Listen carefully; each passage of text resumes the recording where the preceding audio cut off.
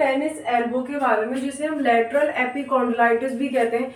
अब यहाँ से नाम से समझने वाली चीज है कि टेनिस, तो इसका कुछ ना कुछ कनेक्शन होगा टेनिस के साथ।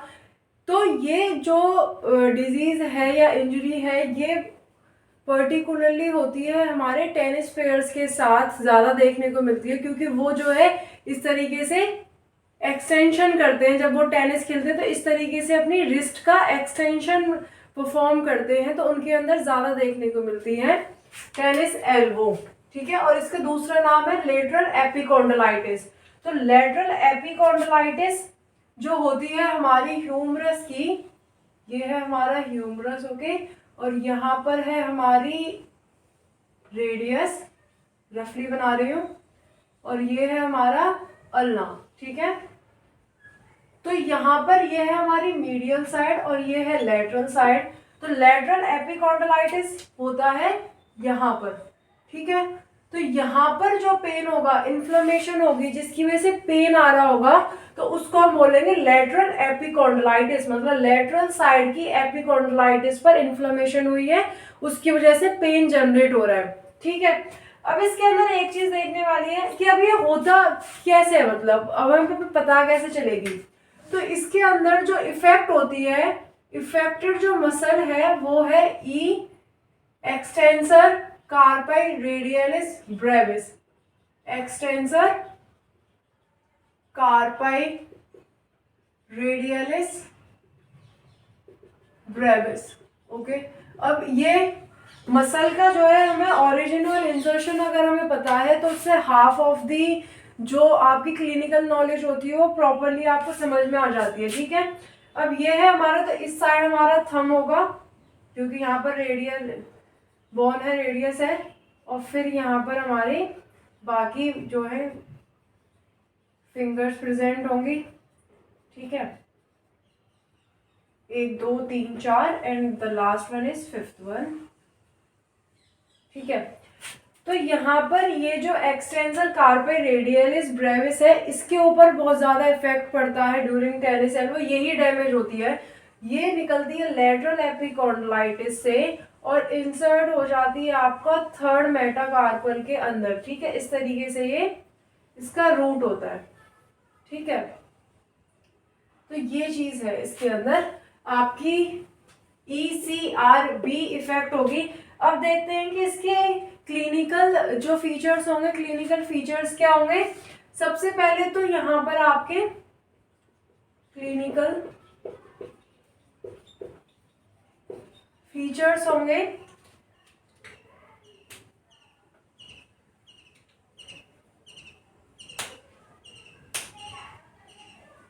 पेन होगा लेटरल एपिकॉन्डिलाइटिस पर। पेन जो होता है ना, जैसे जैसे आप एक्टिविटीज करोगे वैसे वैसे पेन इंक्रीज होता जाएगा। ठीक है, क्योंकि आप जैसे हाथ का मूवमेंट करोगे, जैसे हाउस वूमेन होती है, हाउस वाइफ होती है, सॉरी, तो हाउस वाइफ क्या होती है, बर्तन धोना या वो चीज करना, तो यहाँ पर जो है रिस्ट का जो मूवमेंट होता है वो हाउस वाइफ्स के अंदर भी बहुत ज्यादा होता है। तो क्या होगा, जब इनिशियली पेन कम होगा, लेकिन जब आप एक्टिविटीज करना शुरू करेंगे तो उसके साथ पेन इंक्रीज होता जाएगा। ठीक है, और आपका ये जो है थोड़ी सी स्वेलिंग देखने को मिलेगी, स्वेलिंग देखने को मिलेगी एट लेटरल एपिकॉन्डिलाइटिस, स्वेलिंग होगी। ठीक है, अब इसकी देखते हैं एग्जामिनेशन किस तरीके से किया जाएगा। एग्जामिनेशन में हमें इन्वेस्टिगेशन के अंदर क्या क्या चीज हेल्प करेगी। तो इसके अंदर इफेक्ट आ रहा है मसल के ऊपर, तो एक्सरे तो हेल्प करने वाला है नहीं, बिकॉज एक्सरे जो है वो बोन से रिलेटेड चीजों को दिखाता है, मसल्स या लिगामेंट से रिलेटेड चीजों को नहीं दिखाता। तो इसके अंदर एक्सरे तो नहीं काम करेगा। इसके अंदर काम कर सकता है या MRI, या फिर अगर उसमें भी है तो MRI वगैरह में ये चीज सॉल्व हो जाएगी मोस्ट ऑफ द टाइम्स। फिर इसके कुछ आते हैं स्पेशल टेस्ट। स्पेशल टेस्ट के अंदर हमारे 3 टेस्ट आते हैं। फर्स्ट है Cozen's test, second one is Mill's test, and third one is मेंस्टे टेस्ट। ठीक है, 3 टेस्ट हैं, Cozen's test, Mill's test and मेंस्टे टेस्ट। तो अब इन टेस्टों को कैसे परफॉर्म किया जाता है और किस तरीके से इनकी क्या फंक्शनिंग होती है वो सारी चीज़ें अब हम देखते हैं। देखिए कोजेंस टेस्ट को, कोजेंस टेस्ट के अंदर क्या होता है, आप जो है स्टेबलाइज करोगे पेशेंट के एपिकॉन्डलाइटिस को, ठीक है, स्टेबलाइज करोगे एपिकॉन्डलाइटिस को यहाँ से, और उसकी पैसिवली हाथ को प्रोनेट कर देंगे और उसको बोलेंगे, यहाँ पर हम रेजिस्टेंस देंगे, एक हाथ से स्टेबलाइज करेंगे, एक हाथ से यहाँ पर रेजिस्टेंस देंगे और उसको बोलेंगे कि हाथ को एक्सटेंड करें, ठीक है, रेजिस्टेंस के अगेंस्ट। अगर उसको सडन पेन आता है लेटरल एपिकॉन्डलाइटिस पर तो इसका मतलब है कि उसको टेनिस एल्बो है, टेस्ट इज पॉजिटिव। अब यहाँ पर एक चीज ध्यान देना कि टेस्ट हमेशा कैसे वो करे जाते हैं।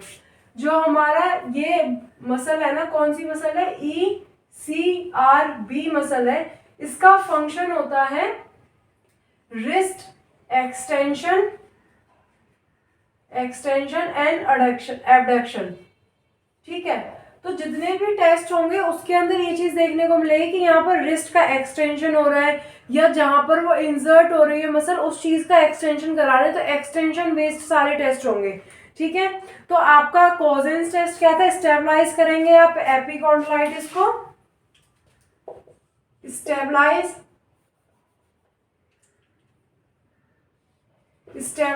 एपिकॉन्डलाइटिस,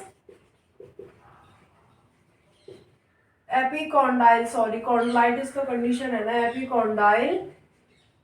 उसके बाद passively pronate forearm,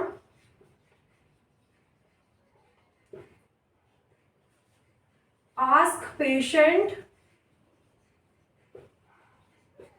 to extend the wrist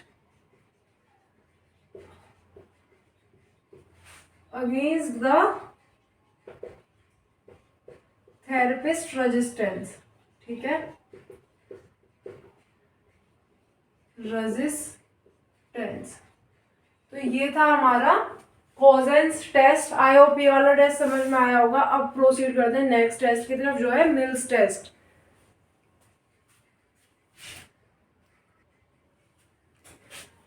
अब दूसरा टेस्ट है मिल्स टेस्ट। मिल्स टेस्ट के अंदर क्या हो रहा है कि आपका वही सेम स्टेबलाइज करेंगे आप एपिकॉन्डलाइटिस को, यहाँ पर ह्यूमरस को स्टेबलाइज किया आपने यहाँ से डिस्टल पार्ट से। अब क्या होगा कि आप जो है प्रोनेट करेंगे, मैं इसको इधर पकड़ती हूँ, प्रोनेट करेंगे फोरआर्म को पेशेंट की और इसको फ्लेक्स कर देंगे, रिस्ट को फ्लेक्स कर देंगे और स्लोली इस तरीके से उसको एल्बो को एक्सटेंड करेंगे, ठीक है, एल्बो को एक्सटेंड करेंगे। और अगर पेशेंट को सडन पेन फील होता है लेटरल एपिकॉन्डलाइटिस पर तो इसका मतलब टेस्ट पॉजिटिव है। एक बार फिर से बताती हूँ क्या करना है कि लेटरल एपिकॉन्डलाइटिस को स्टेबल करना है, इसको फोरआर्म को प्रोनेट करना है, रिस्ट को फ्लेक्शन करना है, रिस्ट का फ्लेक्शन करना है और पेशेंट का धीरे धीरे आप स्लोली हाथ को एक्सटेंड करना है, एल्बो को एक्सटेंड करना है। एक्सटेंड करते टाइम पेन आता है तो इसका मतलब पॉजिटिव है, ठीक है। एक बार इसके स्टेप्स देखते हैं। वही स्टेबलाइज करना है एपिकॉन्डाइल को, ओके, देन आपका फ्लेक्शन ऑफ रिस्ट, देन आपने क्या किया था, then slowly extend the elbow. यहां पर जो है फ्लेक्शन ऑफ रिस्ट होगा प्लस प्रोनेशन ऑफ फोरआर्म,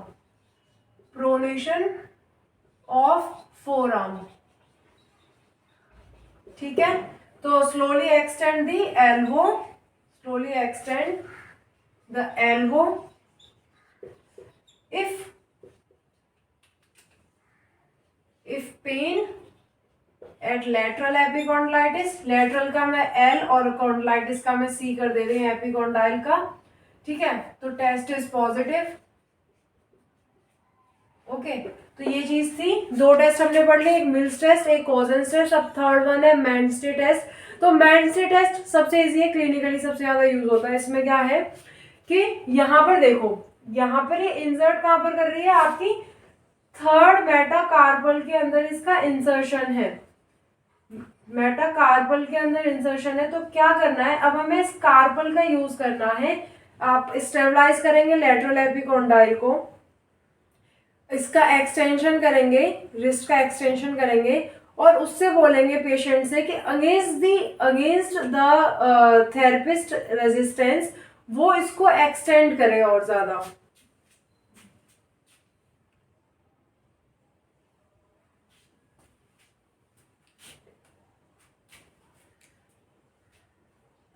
तो अभी हमने दो टेस्ट पढ़ लिए, कोजेंस टेस्ट एंड मिल्स टेस्ट। अब हम आगे देखते हैं मेंस्टे टेस्ट कैसे था। हमारा मेंस्टे टेस्ट, अब यहाँ पर देखो ये जो ECRP मसल है ये आपकी इंसर्ट कहाँ पर कर रही है, थर्ड मेटाकार्पल पर। तो इस टेस्ट के अंदर हम इसी चीज का यूज करते हैं, थर्ड मेटाकार्पल का। प्रोनेटेड आर्म के अंदर लेटरल एपिकोंडलाइटिस को सेम स्टेप है, 2-3 सेम स्टेप है हर टेस्ट के अंदर। लेटरल एपिकोंडलाइटिस को स्टेबल करना, pronation of the forearm, then ask the patient कि आप अपनी ये जो थर्ड मेटाकार्पल है इसको ऊपर की तरफ उठाओ अगेंस्ट द रेजिस्टेंस, ठीक है। ये थर्ड मेटाकार्पल है और इसको अगेंस्ट द रेजिस्टेंस उठाओ। अगर इसको उठाते टाइम पेशेंट को पेन आता है लेटरल एपिकोंडलाइटिस पर तो टेनिस एल्बो पॉजिटिव है। अब इसके स्टेप्स देख लो एक बारी, वही stabilize lateral epicondyle, stabilize lateral epicondyle के लिए मैं शॉर्ट फॉर्म यूज कर रही हूँ, इतना बार बार नहीं लिखूंगी। लेटरल एपिकोंडाइल LC, ठीक है। लेटरल एपिकोंडाइल स्टेबल किया, pronation of forearm, pronation of forearm, ठीक है। एंड जो आपकी रिस्ट है, wrist in extension, then ask the patient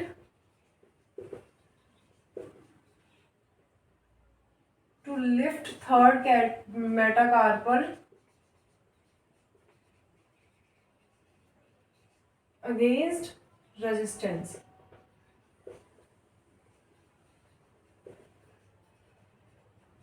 तो ये था थर्ड टेस्ट, मेंस्टे टेस्ट। सारे स्टेप्स यहाँ पर लिख दिए, आई होप दिख रहा होगा, समझ भी आ रहा होगा। पेन आता है तो पॉजिटिव है और नहीं आता है तो टेनिस एल्बो नहीं है। अब यहाँ पर देखते हैं कि बाकी ट्रीटमेंट क्या दिया जाएगा। इसके साथ साथ आपका फिजियो का क्या ट्रीटमेंट होगा। फिजियो का ट्रीटमेंट होगा लेटरल एपिकोंडाइल पर US अल्ट्रासोनिक वेव्स वहाँ पर दी जाएंगी इन्फ्लेमेशन वगैरह कम करने के लिए। और आप टेंस देंगे, IFT देंगे या टेंस दे सकते हैं, लेजर यूज कर सकते हैं और कोल्ड पैक यूज करेंगे। 20 मिनट्स के अराउंड की ड्यूरेशन रहेगी कोल्ड पैक की। और आप isometric exercises initially, then strengthening exercises की तरफ प्रोसीड करेंगे। ओके, ये कुछ एक्सरसाइजेस होंगी। और अगर इन्फ्लामेटरी को रिड्यूस करने के लिए और वो देखा जाए तो आप जो है एंटी इन्फ्लामेटरी ड्रग्स प्रोवाइड करेंगे उसको, ठीक है। और बस यही है, काफ़ी है इतना। तो ये थी हमारी tennis elbow lateral epicondylitis. I hope आपको समझ में आई होगी। Thank you so much for